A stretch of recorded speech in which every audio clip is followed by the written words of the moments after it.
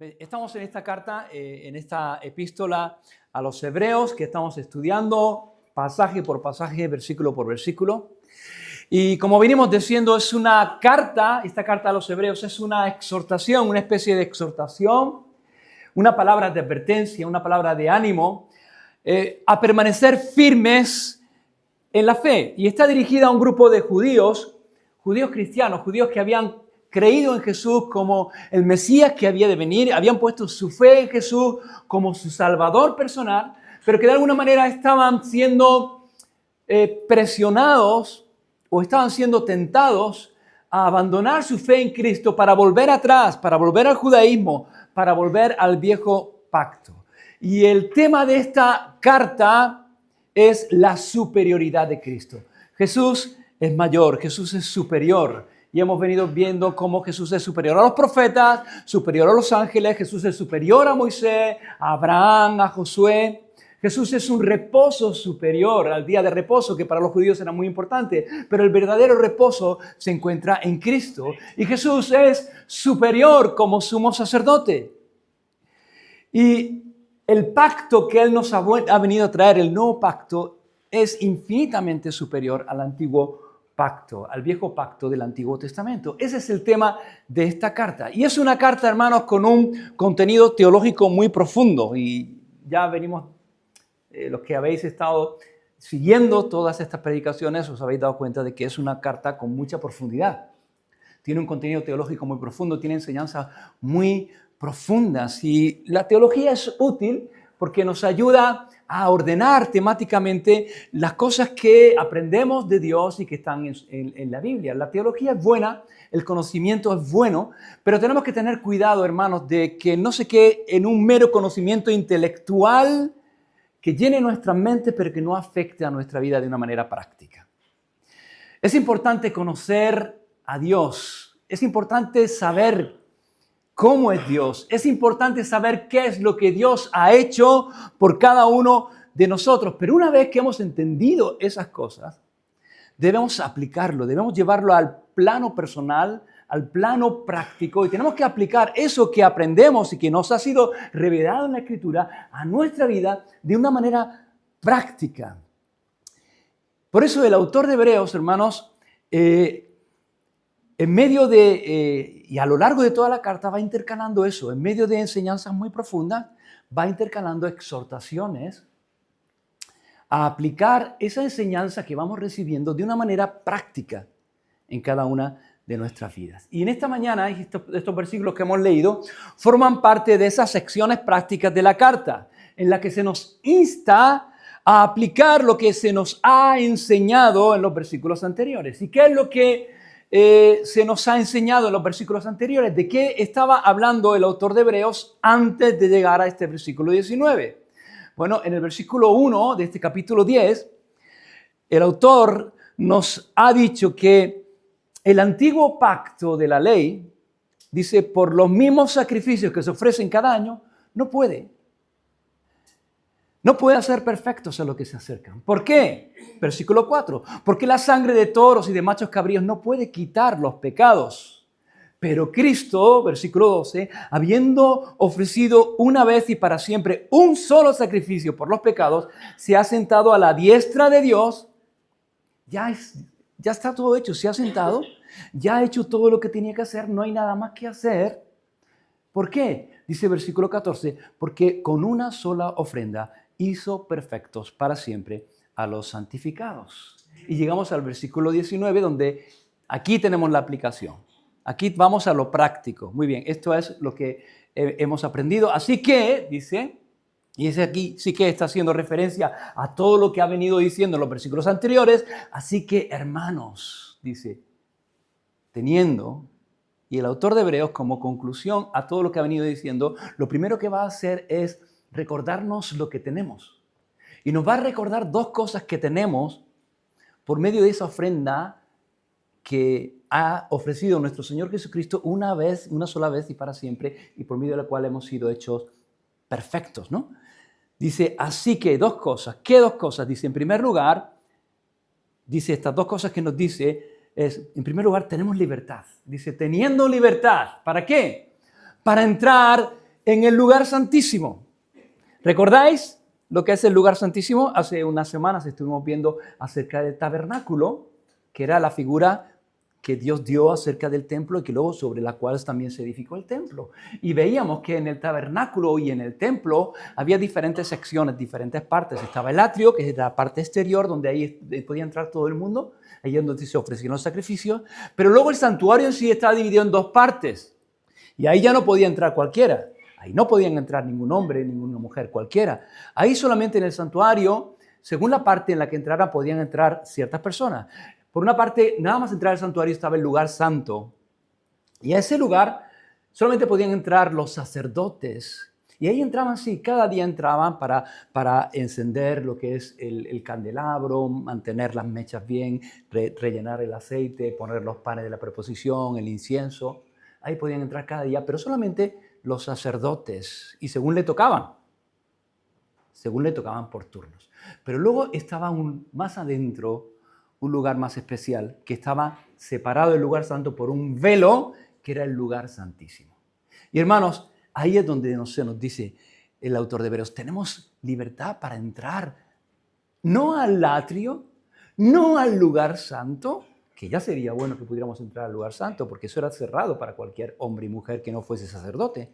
Dice, tenemos libertad para entrar al lugar santísimo.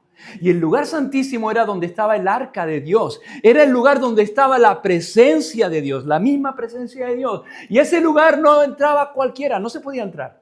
Solamente había una persona que podía entrar, que era el sumo sacerdote, y solamente un día en el cual podía entrar, que era el día de la expiación. Y en ese día, solamente en ese día, el sumo sacerdote entraba, no sin mucho temor y temblor, rodeado de incienso y con la sangre de un cordero que había sido sacrificado para ofrecerla por los pecados del pueblo y también por sus propios pecados. Pero ahora dice que se nos ha dado entrada, libertad para poder entrar en ese lugar santísimo. Ese lugar estaba cerrado. Nadie podía entrar a ese lugar. No podíamos entrar. ¿Por qué? Por causa de nuestro pecado. La Escritura dice que nuestros pecados hacen separación, hacen vallado entre Dios y nosotros. Nuestros pecados nos separan de Dios, pero ahora tú y yo tenemos libertad para entrar al lugar santísimo, a ese lugar. ¿Cómo? Dice el versículo 19, por la sangre de Jesucristo. A través de la sangre, a través de su sacrificio en la cruz por nosotros, ahora podemos entrar a ese lugar. Recuerda, hermanos, que la paga del pecado es muerte. Pero Jesús murió en la cruz y el sacrificio de Jesús es un sacrificio vicario, sustitutivo. Él fue nuestro sustituto. Él cuando murió en la cruz estaba ocupando nuestro lugar y estaba cargando nuestros pecados. Él murió en nuestro lugar. Y recuerda, cuando murió en la cruz, ¿qué es lo que ocurrió? Ocurrieron una serie de cosas, una serie de milagros, una serie de cosas extraordinarias. Y lo primero que ocurrió, nos dice Mateo, que cuando Jesús murió en la cruz y exclamó, consumado es, lo primero que ocurrió, dice, es que el velo del templo, ese velo que separaba el lugar santo del lugar santísimo, que separaba al hombre de la presencia de Dios, fue rasgado.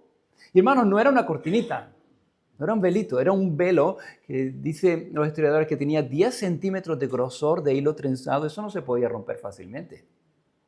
Pero fue rasgado, dice, de arriba a abajo, porque no fue el hombre el que abrió ese velo, porque el hombre no puede abrir ese velo. Fue Dios el que rasgó ese velo a través de la obra de Cristo. Fue rasgado. Y ahora, dice, ahora a través de ese sacrificio, del sacrificio de Cristo, tenemos libertad para entrar al lugar santísimo. Dice el versículo 20, por el camino nuevo y vivo que Él, que Jesús, nos abrió a través del velo. Esto es, de su carne. Hermanos, en un sentido, el velo es una figura de nuestros pecados que nos separan de Dios. Pero el velo también es una figura, es un tipo de Cristo, de Jesús. Porque el sumo sacerdote solamente podía entrar y acercarse a Dios a través del velo. Y no podemos llegarnos a Dios, hermanos. No podemos tener comunión con Dios si no es a través, dice, del velo de su carne, rasgada por nosotros. Solamente a través de la obra de Cristo, a través de la muerte de Cristo que quita el pecado, es que ahora podemos tener acceso, ser reconciliados con Dios y tener acceso a Dios. Jesús dijo, yo soy el camino.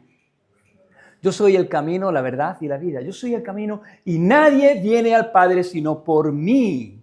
Y el versículo 20 dice que el camino a la presencia de Dios, dice que es un camino, en primer lugar, es un camino nuevo. Y cuando dice que es un camino nuevo es porque hay un camino viejo. Es un camino nuevo, es un pacto nuevo. Había un camino viejo que estaba basado en el antiguo pacto de la ley, que estaba basado en nuestras obras, en el cumplimiento de la ley. Pero ese camino viejo jamás nos puede llevar a la presencia de Dios, porque somos incapaces de cumplir la ley. Ese camino nuevo, a través de ese camino nuevo siempre nos vamos a encontrar con el velo de nuestros pecados que nos impiden tener comunión y relación con Dios. Pero ahora tenemos libertad para entrar en el lugar santísimo a través de un camino nuevo. Y ese camino nuevo no es una religión, no es una filosofía, no es un sistema de pensamiento. Ese camino nuevo es una persona y se llama Jesucristo. A través de su obra ahora podemos tener comunión con Dios y podemos llegar a la presencia de Dios. Y dice que es un camino nuevo, pero también es un camino vivo. ¿Por qué? Porque Jesús murió y fue sepultado, pero Jesús no quedó en la tumba, sino que al tercer día resucitó, hermanos. Y a través de ese camino que es Jesús, que es un camino nuevo que Él nos ha abierto para cada uno de nosotros, Él nos ha abierto ese velo, Él nos ha dado entrada a la comunión con Dios, Él nos ha dado entrada a la salvación. Pero Él es un camino vivo. Él está vivo. Él ha resucitado, hermanos. Y esto nos lleva a la segunda cosa que el autor de Hebreos nos dice que tenemos. Versículo 21. Teniendo, dice, libertad para entrar al lugar santísimo. Versículo 21. Y teniendo un gran sacerdote sobre la casa de Dios. Así que en primer lugar tenemos libertad para entrar en el lugar santísimo. Y la segunda cosa que nos dice el autor de Hebreos que tenemos es, tenemos un gran sacerdote sobre la casa de Dios, hermanos. Un gran sacerdote, dice, sobre la casa de Dios.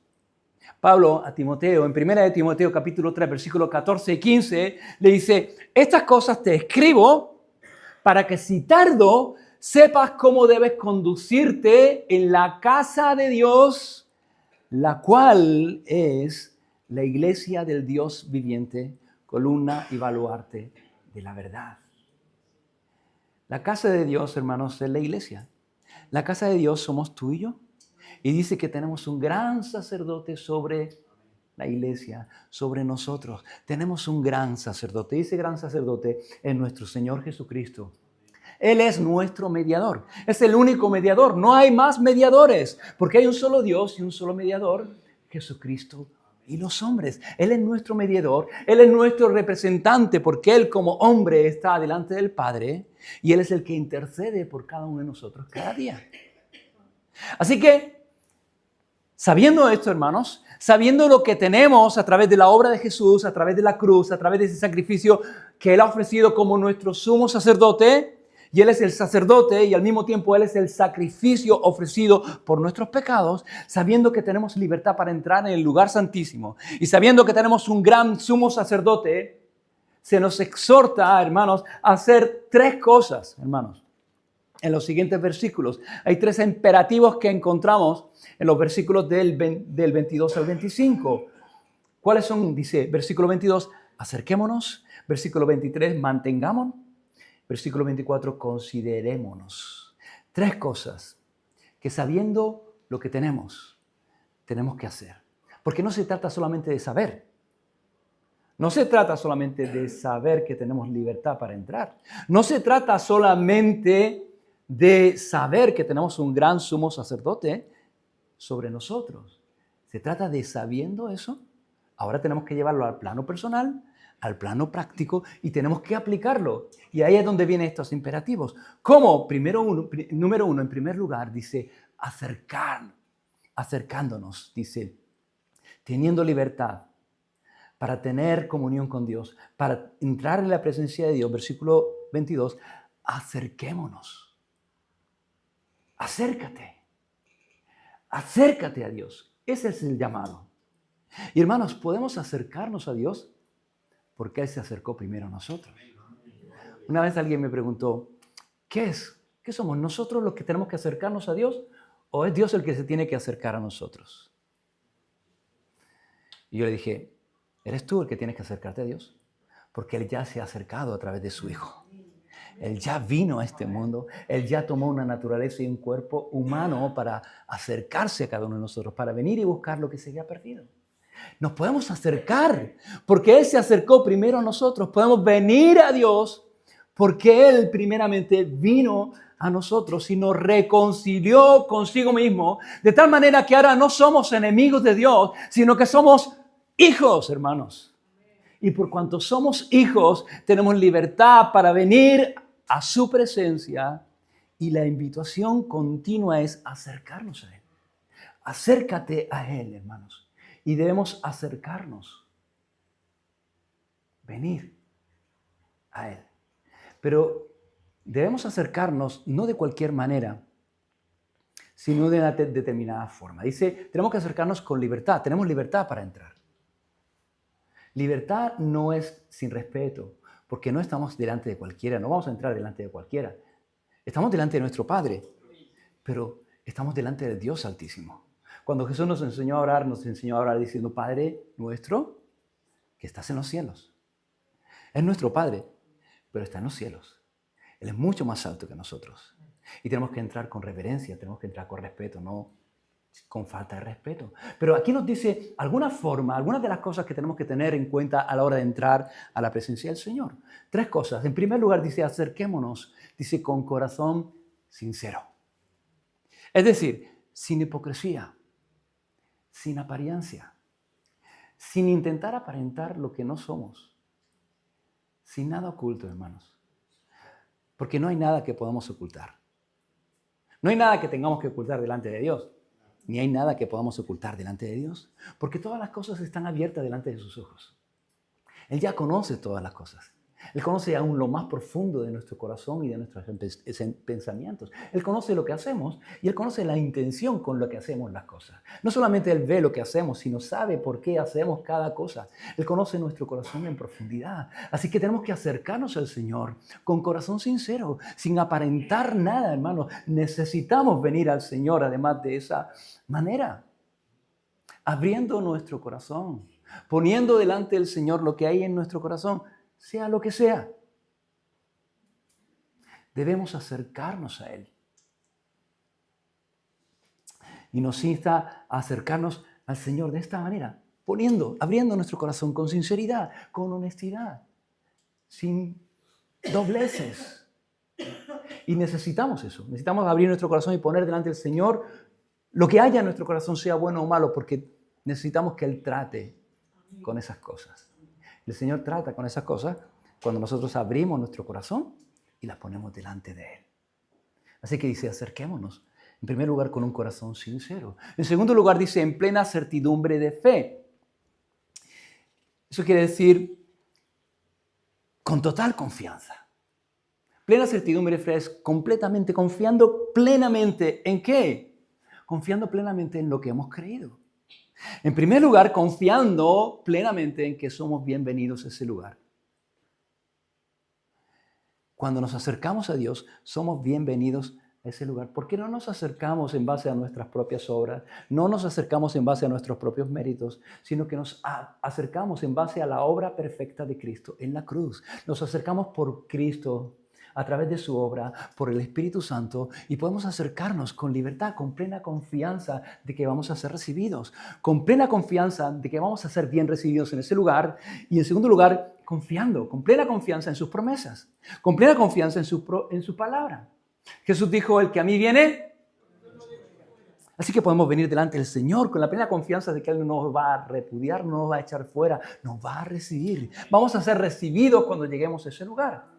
Jesús dijo, venid a mí todos los que estáis trabajados y cargados y yo os haré descansar. Así que podemos venir con la plena confianza de que si tú estás trabajado, estás cargado, hay cosas que cargan tu corazón. Hay mochilas pesadas que están sobre tus hombros. Podemos venir con la plena confianza de que si venimos al Señor, con nuestras cargas, con nuestras tribulaciones, con nuestro cansancio físico o espiritual, en ese lugar vamos a hallar descanso. Confiando plenamente en sus promesas, en lo que Él nos ha dicho. Jesús dijo, si vosotros siendo malos sabéis dar cosas buenas a vuestros hijos, ¿cuánto más vuestro Padre que está en los cielos os dará buenas cosas a los que le pidan, hermanos? Así que tenemos que tener plena confianza. Si queremos eso, tenemos que venir delante del Señor no dudando, sino confiando.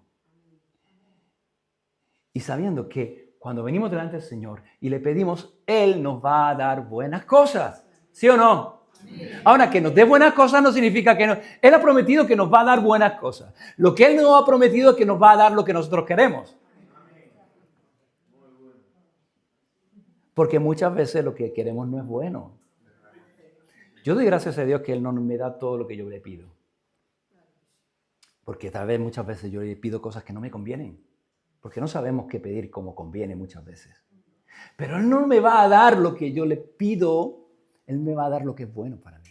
Por eso podemos orar con plena confianza y podemos decir, Padre, yo deseo esto, me gustaría esto, Señor, trata en esto, pero no se haga mi voluntad, sino la tuya. Porque mi voluntad no es buena, pero la tuya sí. Y yo no sé lo que es bueno, yo no sé lo que necesito, lo que es necesario, pero tú me vas a dar lo que es bueno para mí. Y el Señor es fiel. Amén, hermanos. Así que podemos venir con plena, dice, con corazón sincero, con plena certidumbre de fe, dice, purificados los corazones de mala conciencia y lavados los cuerpos con agua pura. Purificados los corazones de mala conciencia. Fíjate, el versículo 1 del capítulo 10, el autor les había dicho, dice, porque la ley, teniendo la sombra de los bienes venideros, no la imagen misma de las cosas, nunca puede, por los mismos sacrificios que se ofrecen continuamente cada año, hacer perfectos a los que se acercan. Versículo 2. De otra manera, cesarían de ofrecerse. Pues los que tributan, los que ofrecen estos sacrificios, los que tributan este culto, limpios una vez, no tendrían ya más conciencia de pecado. Pero tienen conciencia de pecado. ¿Por qué? Porque es solamente un acto religioso. Y los actos religiosos no pueden limpiar los pecados. ¿Qué es lo que limpia el pecado? Cristo. La obra de Cristo, la sangre de Cristo, la obra de Cristo en la cruz por nosotros y la gracia de Cristo aplicada a nosotros por la fe en Él. Eso es lo que nos limpia. Dice, acercarnos, hermanos, acercarnos purificados los corazones de mala conciencia es acercarnos no en base a nuestra obra, no en base a nuestros méritos, sino en base a la obra de Cristo. No en base a nuestra justicia, sino en base a la justicia de Cristo que nos es imputada por la fe en Él. Y sobre esa base tenemos libertad y podemos acercarnos a ese lugar santísimo y podemos acercarnos en esa confianza de que nuestros pecados han sido quitados. No han sido cubiertos, han sido quitados. En Cristo, nuestro pecado ha sido perdonado y ha sido olvidado. Dice la Escritura, ¿qué Dios como tú? Que perdona y olvida el pecado.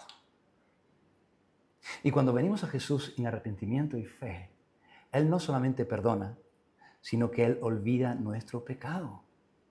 Y debemos acercarnos a Él, dice, purificados los corazones de mala conciencia, no dejando que nuestra conciencia nos acuse de cosas pasadas que ya han sido pagadas por Cristo. Y podemos hacer eso, ¿sabes por qué? Porque el sacrificio de Cristo es perfecto y es completo y puede limpiar nuestros corazones y nuestras conciencias. Dice, y lavados los cuerpos con agua pura. Y aquí usa el autor un lenguaje simbólico. Y bien, los cuerpos está hablando de nuestra vida. El agua puede hacer referencia a la palabra. La palabra en la Escritura a veces es, uno de los símbolos de la palabra es el agua, que limpia. Jesús le dijo a sus discípulos, y vosotros estáis ya limpios por la palabra que os he hablado. O al Espíritu Santo también. Y también al Espíritu Santo, porque Jesús dijo en Juan capítulo 7, en la fiesta de los tabernáculos, ¿os acordáis? Él se pone en pie delante de toda la multitud y dice, si alguno tiene sed, venga a mí. El que cree en mí, como dice la Escritura, de su interior correrán ríos de agua viva. Y el autor, el evangelista inspirado por el Espíritu Santo, hace una aclaración. Esto dijo del Espíritu Santo que habían de recibir aquellos que creyesen en él. El Espíritu Santo es agua que nos limpia. Entonces, hermanos, somos purificados una sola vez y por todos y por todas de la culpa de nuestro pecado por la obra de Cristo aplicada a nuestras vidas. Pero somos lavados una y otra vez de la contaminación del pecado por el Espíritu Santo a través de la palabra. Ya somos santos delante de Dios porque hemos sido limpiados por la sangre de Cristo y Él nos ve a través de la justicia, pero al mismo tiempo estamos en ese proceso de santificación que el Espíritu Santo hace en nuestra vida, que es continuo, es diario. El Espíritu Santo nos va limpiando de la inmundicia del pecado a través de la palabra de Dios también, hermanos. ¿Alguien habló acerca de esto, no? De esta diferencia entre la santidad posicional delante de Dios, y eso significa que Dios nos ve santos porque nos ve a través de la justicia, y la santificación, porque somos santos delante de Dios, pero todavía no somos perfectos. Estamos en una obra de santificación. Somos santos delante de Dios. Hemos sido apartados, sacados del mundo para el Señor, pero ahora el Espíritu Santo es esa obra de santificación que lo que es que está sacando el mundo de nosotros. Hemos sido sacados del mundo, pero el Espíritu Santo está sacando el mundo de nosotros, nos va santificando, nos va limpiando cada día a través de su obra y a través de la palabra de Dios. Así que lo primero a lo cual se nos insta en estos versículos el autor de Hebreos es acercarnos a Dios y acercarnos de esta manera, hermanos. Con corazones sinceros, en plena certidumbre de fe, purificados los corazones de mala conciencia y lavados los cuerpos de agua pura. Eso es lo que tenemos. Tenemos libre entrada. Tenemos un sumo sacerdote. ¿Qué es lo que tenemos que hacer? ¿Cuál es la aplicación? Número 1, acércate. Y acércate de esa manera. Número 2, mantengamos. Dice versículo 23, mantengamos firme sin fluctuar la profesión de nuestra esperanza, porque fiel es el que prometió. Esto es lo segundo que tenemos que hacer. Mantengamos firme. Y la idea de firme aquí es retener, sin soltar la profesión de nuestra esperanza. Y esta palabra profesión es también la palabra confesar. Y tiene que ver con nuestra fe, hermanos.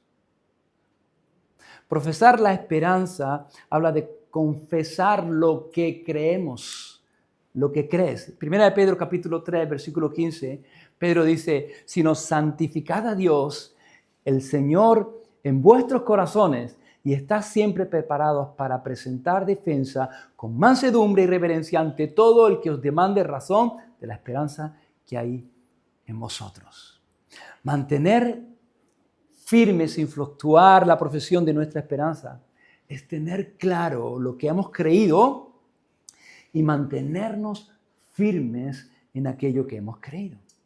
Y recuerden, hermanos, que esta carta está dirigida a un grupo de judíos creyentes que están considerando volver atrás, abandonar la fe. Y el autor de Hebreos le dice, manteneos firmes. Manteneos firmes en vuestra fe. Manteneos firmes en lo que esperáis. ¿Por qué?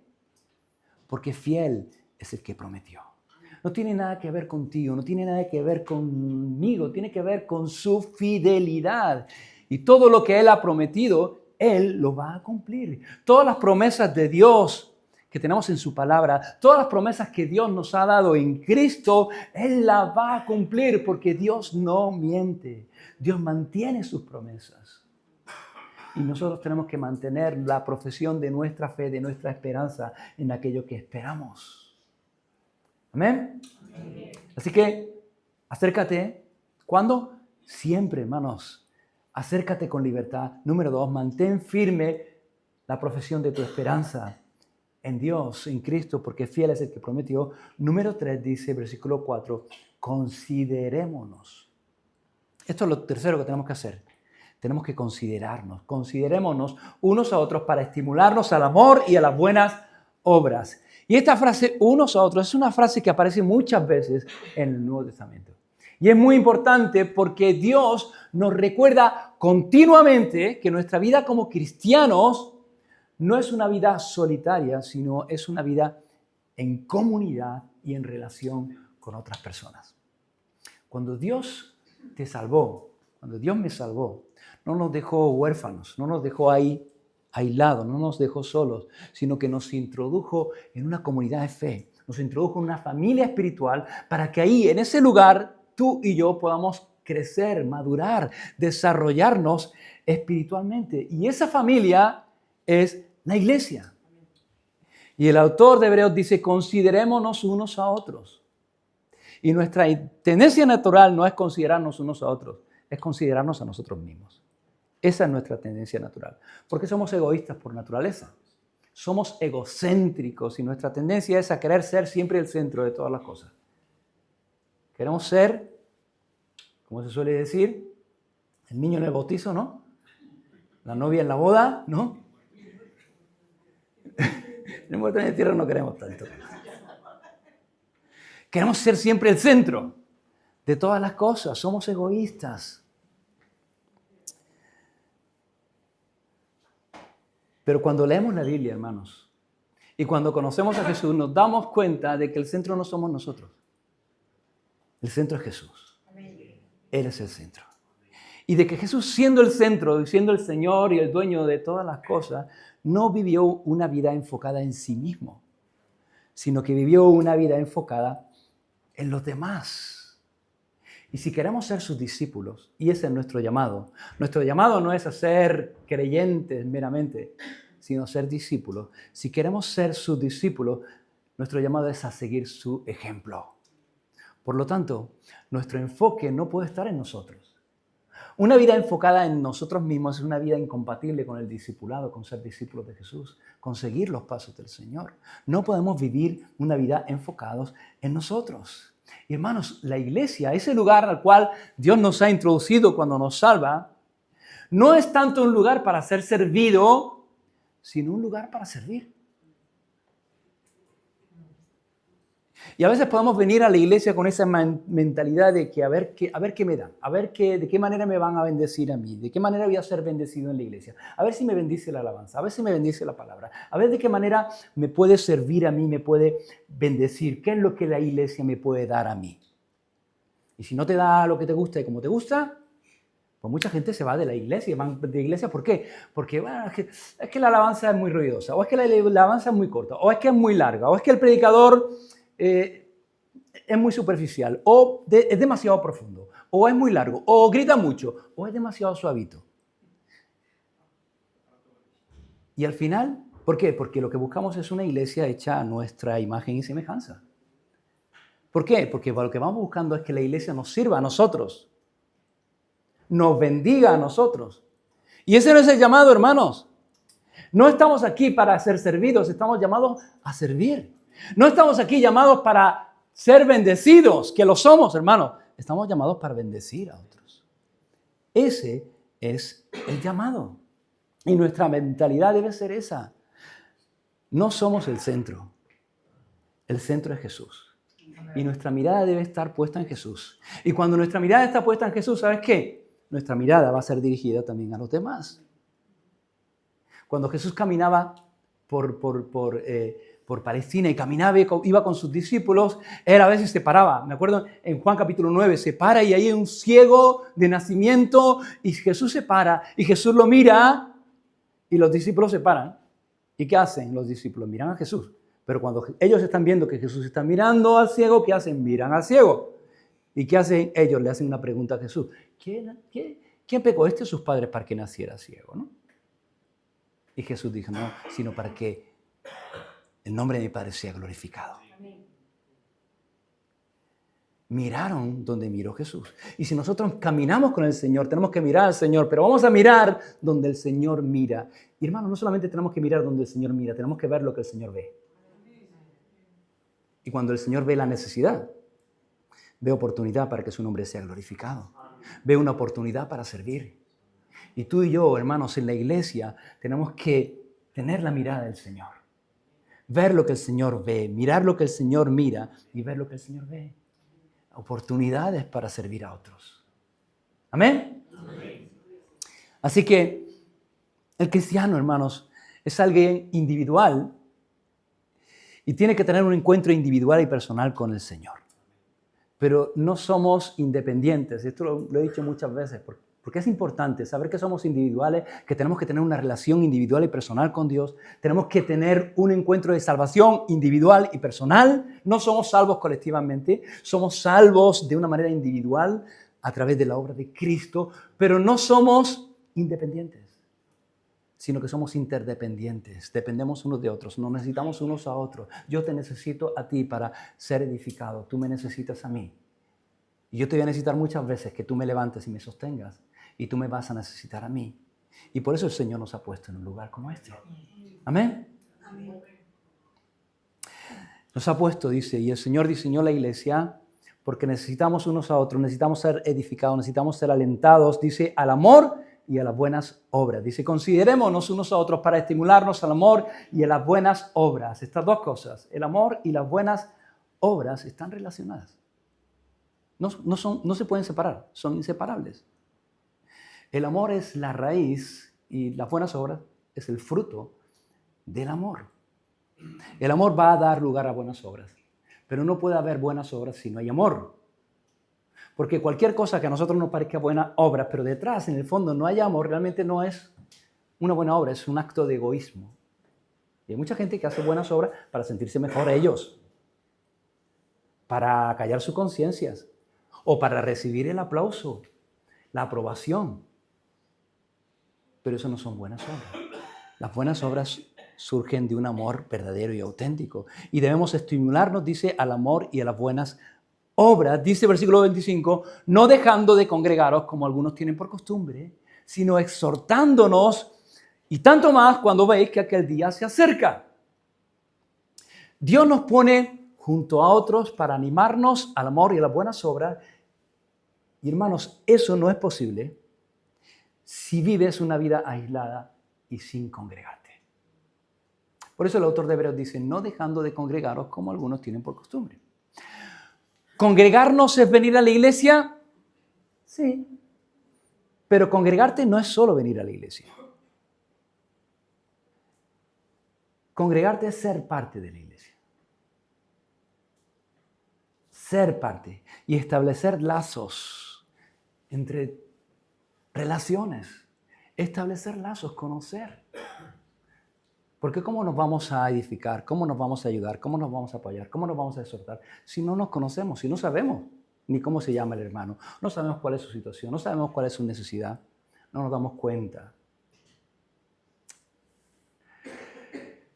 Congregarse es ser parte de la iglesia y establecer lazos. Y hermano, eso no se puede hacer por internet. Hay una moda ahora de, no, yo me congrego por internet. ¿Habéis escuchado eso alguna vez?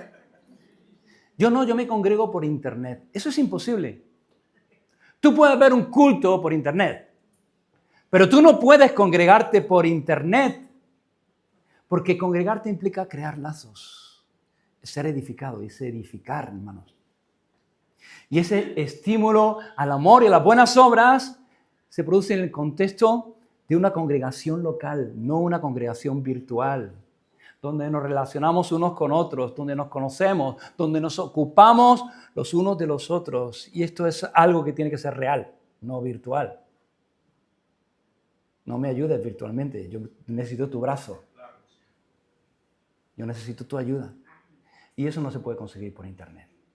Dios nos diseñó la iglesia para que cada uno en nuestra casa, tomándonos un café y una tostada en el sillón, estemos viendo un culto. Eso es ver un culto. Pero congregarnos es otra cosa. Es relacionarnos. Y eso es un deporte de riesgo también, hermanos. Relacionarnos es un deporte de riesgo. ¿Sabes por qué? Porque ninguno de los que estamos aquí somos perfectos. Todos estamos todavía siendo tratados y tenemos que ser tratados por el Señor.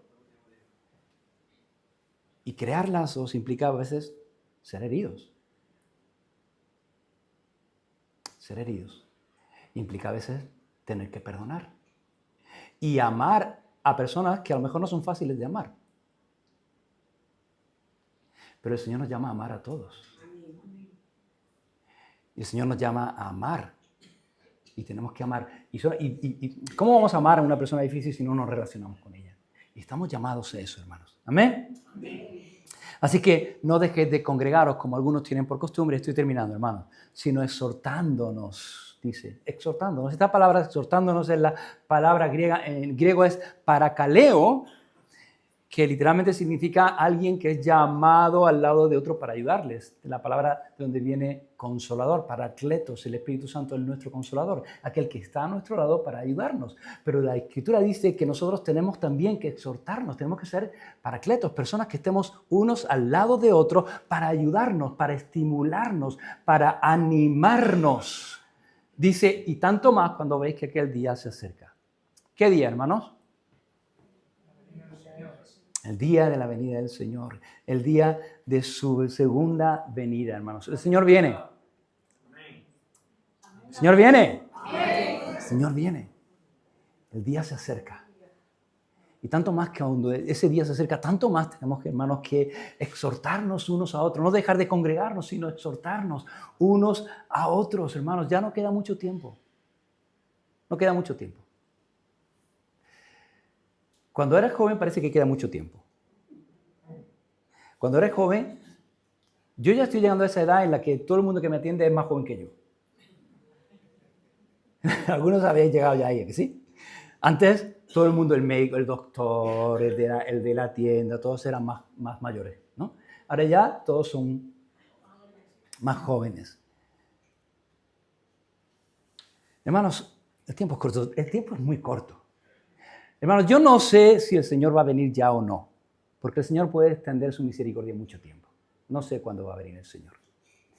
Pero yo sí sé que 50 años más no tengo. Es muy poco probable que dentro de 50 años yo esté aquí. Así que el tiempo cada vez es más corto para cada uno de nosotros.